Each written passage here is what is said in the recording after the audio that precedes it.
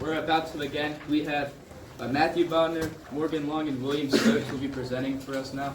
Give it up for them.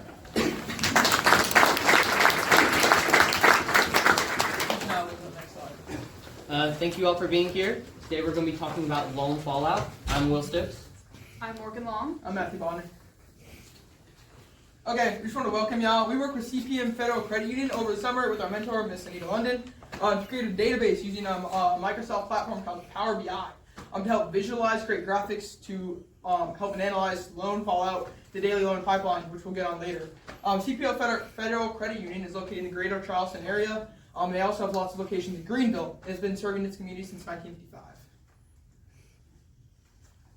So our research was twofold. Our first project was loan fallout analysis. So when a loan falls out, the customer they've applied for the loan, they've finished applying for it, it's been approved by the bank, but for whatever reason, the person never goes through the process of funding said loan. CPM estimated that 30% of their loans were not being funded, which is not good at all. If that number gets too high, it does bad things. It disrupts financial planning, it puts a strain on CPM's resources, and it impacts their loan volume, all sorts of bad things. So our goal for that was to find the reasons for that fallout and any potential solutions. Our second project was the loan pipeline. That loan pipeline is a set of loan statistics, and that information is set out daily through an email. And we were hoping to kind of eliminate the burden of having to obtain all of that information every single day by automating the process. Okay, I'll be talking about loan fallout. Like I said earlier, we created a data visualization and graphics using Microsoft's platform Power BI.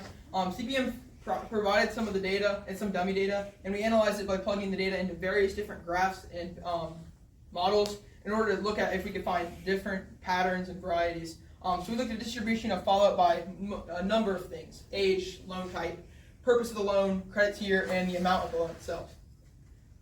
Okay, so we don't actually have any live data. This was our data from our last day of research due to some of the security of the data. But here in the top left, we have our number of loans that fall out by the age bucket of the people. So at the top, we have 45 to 59, take out the most amount of loans, and they end up falling out the most, whereas 18 to 29 don't fall out as much. In the bottom left, we have our fallout by loan type. So this is different types of loan. This light blue is a vehicle loan. The dark blue is a personal loan. The green one is a credit card loan, and the orange one is a HELOC loan, which is usually used for houses.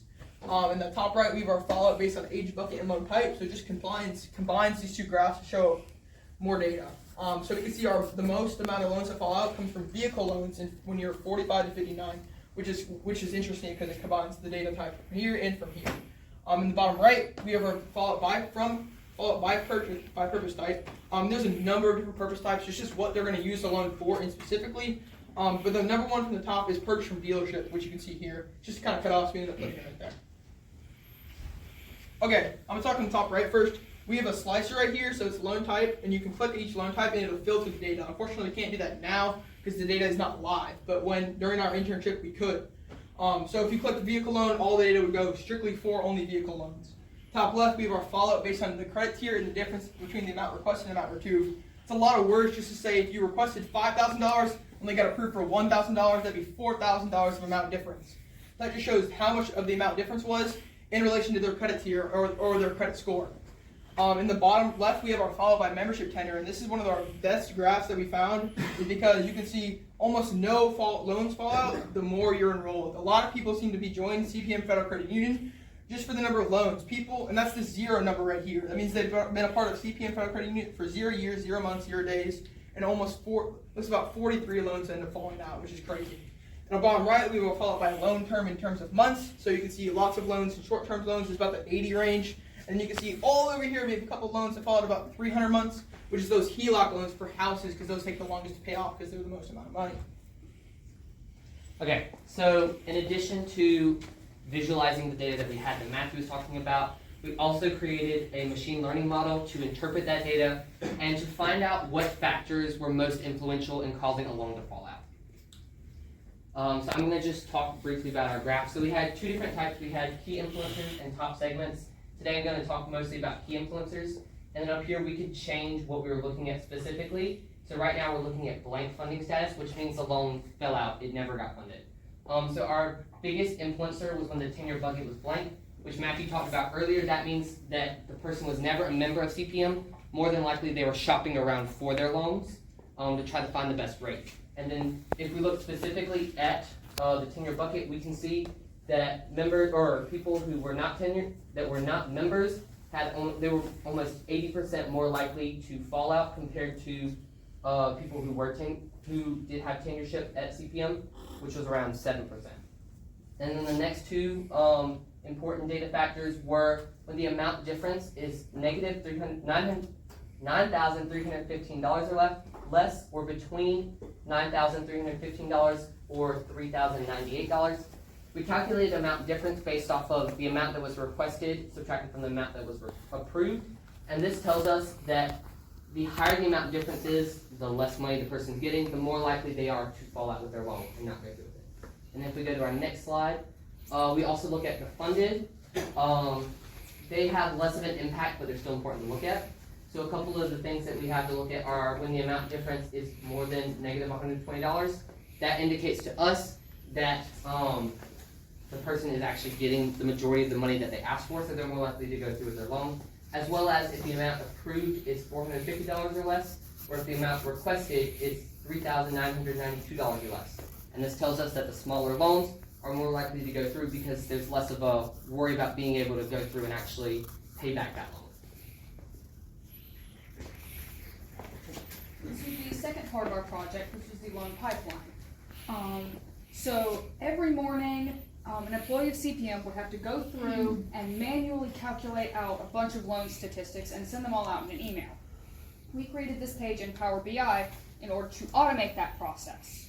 Unfortunately, again, we can't show you any of the live data, but there is a small preview here. We've got various things like loans from specific vendors, how much a specific loan type grew, how much has been funded, specific credit tiers, stuff like that. We've been comparing these numbers to what's been sent out in the emails. They were mostly on track. We did have a couple of discrepancies, some of which were due to human error and others which were due to computer malfunctions. We had one specifically with portfolio and secondary. That was an issue on the vendor's end. As you can see, the secondary is blank because those loans didn't come through. But when we left our research, our mentor, Miss Anita, was actively negotiating with the vendor to get that data sorted out.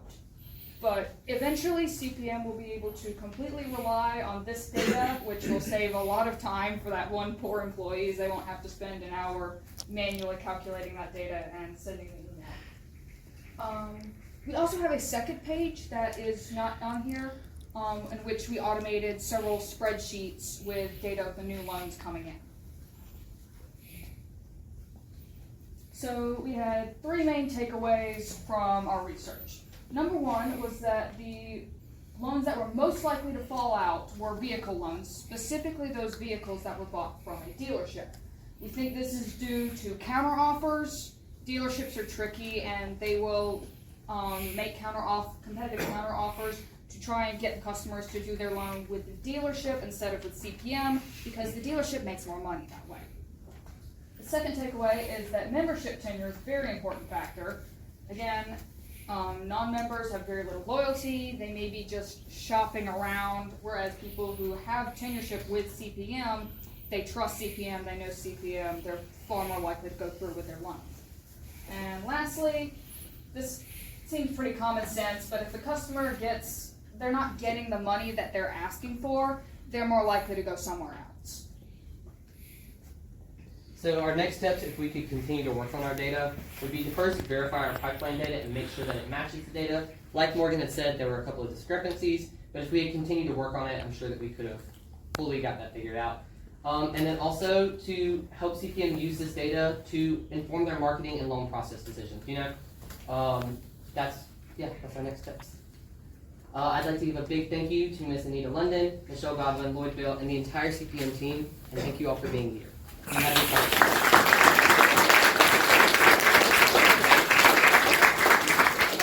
Oh, and Dr. Angierski, our mentor. Are there any questions? I'd just say it was a great job. I'm former CEO of a credit union, and all the data there had questions I was gonna ask, that, you answered.